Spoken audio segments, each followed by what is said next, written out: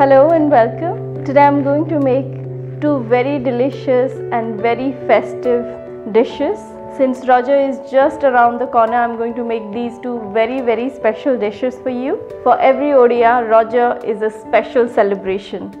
It's a special festival and we do have lots of different kinds of food that we make especially on this occasion. So let's get started.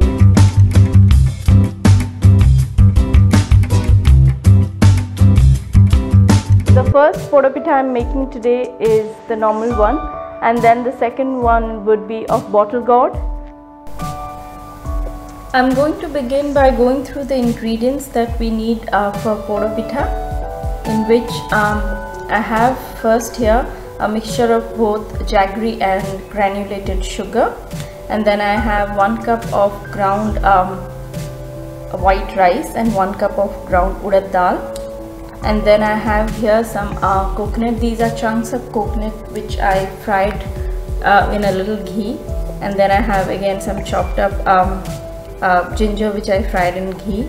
And then I have 2 cardamoms crushed and 1 black cardamom crushed, and then some fried cashew. And now I have here some grated coconut, and finally 1 teaspoon of salt and 1 teaspoon of crushed black pepper. That's it. For the jaggery and sugar mixture, I have taken here half a cup of jaggery, powdered jaggery, and half a cup of granulated sugar. I love the taste of jaggery, that's the reason I have taken both, but that's absolutely to your choice. If you want only jaggery, you can use just jaggery, or else just use sugar. That's it. To begin with, I have added here 1 cup of ground urad dal. I soaked urad dal for about 3 to 4 hours, and then I ground it to a very nice fine paste, and this is about 1 cup of that paste. The next thing is to add the ground white rice. Again, I soaked the rice for about 3 to 4 hours and ground rice to a coarse paste.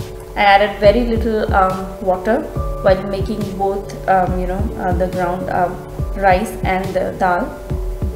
Give these two ingredients a good mix, and then to this I'm adding just about a teaspoon of salt. I'll mix it well, and then I'm going to keep it to ferment for about 4 to 5 hours, and then I'll just add the rest of the ingredients and put it in the oven. So this is well mixed. The next thing is to keep it to ferment for at least 4 to 5 hours. If you want, you can keep it overnight as well. Just make sure it's not getting sour, or it's not getting spoiled. After about 4 to 5 hours, the batter is ready. Now to this I'm adding all the rest of the ingredients. Now goes some grated coconut. I have taken here fresh grated coconut. If you want, you can take frozen ones. If you stay in US, most of the times it happens when you buy a coconut, normally it's a spoiled one. Once I bought about 4 coconuts and all of them were rotten. So if you don't find fresh coconut, it's always advisable to use frozen ones. I added the fried coconut chunks, and then the sugar and the jaggery mixture. I just took made coconut chunks, and then I just fried it in a little ghee till it turned a light golden in color, and that's it. Now goes the crushed black pepper. I still have a tiny bit of salt, so that salt also goes in. Give it a good mix. If you want, you can add more or less, the black pepper according to your taste. Now goes the fried cashew nuts, and finally the ginger, fried ginger.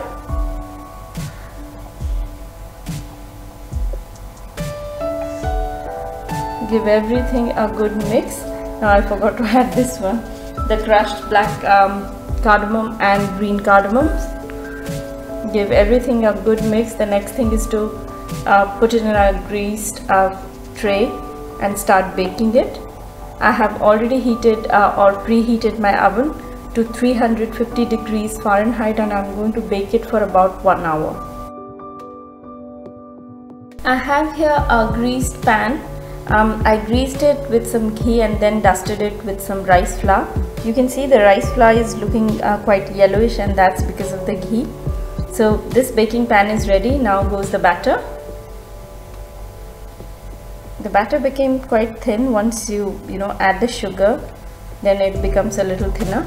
I'm going to bake it in the oven, but if you are using a pressure cooker, then you just take the pressure cooker, add about 5 to 6 tablespoons of ghee, add the batter, put the lid on, then don't put the whistle on top.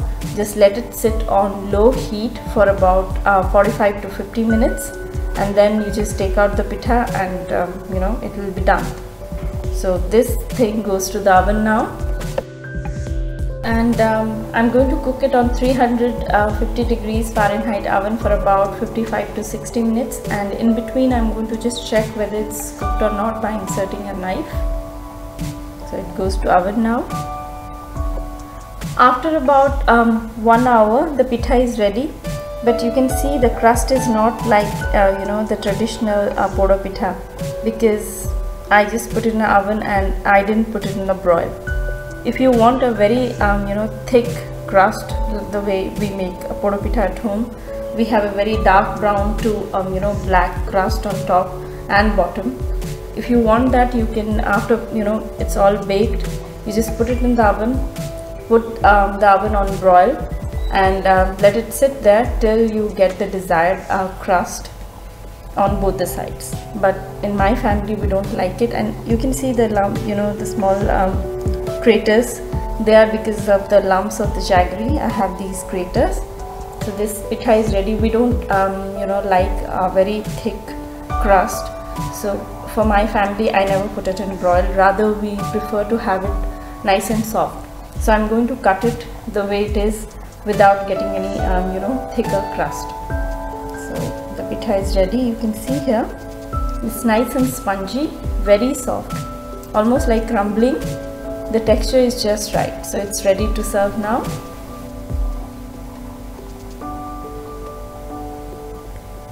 The second poda pitha today I'm going to make is the Lau poda Pitha or bottle gourd or Lau poda Pitha. This one is very easy to make, and this will have a cooked dough. I had heated about 1 tablespoon of ghee and added 1 bay leaf and few chopped cashew nuts, and the cashew nuts are nice golden now. I have added here some coconut chunks, and I'm going to fry it a little. The next thing is to add some chopped up ginger. This would be about about half a teaspoon of it, but you can add all the ingredients to your taste. I added 2 crushed up cardamoms and 1 crushed black cardamom. Now fry it just for a while, not more than that. Now go some crushed up black pepper, about half a teaspoon of it. You can always add all these ingredients according to your taste. Now to this I have added the ground rice. I soaked some rice for about 4 to 5 hours, then I ground it to a paste, and I have taken half a cup of that ground paste and I added 1 cup of water to that. And now I have added here about 1 cup of lauki. This is cooked lauki or bottle gourd. I just took a normal bottle gourd, cut it into big pieces, then I cooked it, and once it's completely cooked through, I just discarded all the liquid it had, and then I mashed it in a potato masher till it's well mashed. It still have chunks. If you want, you can grind it to a paste and use that, but somehow I like it with big chunks.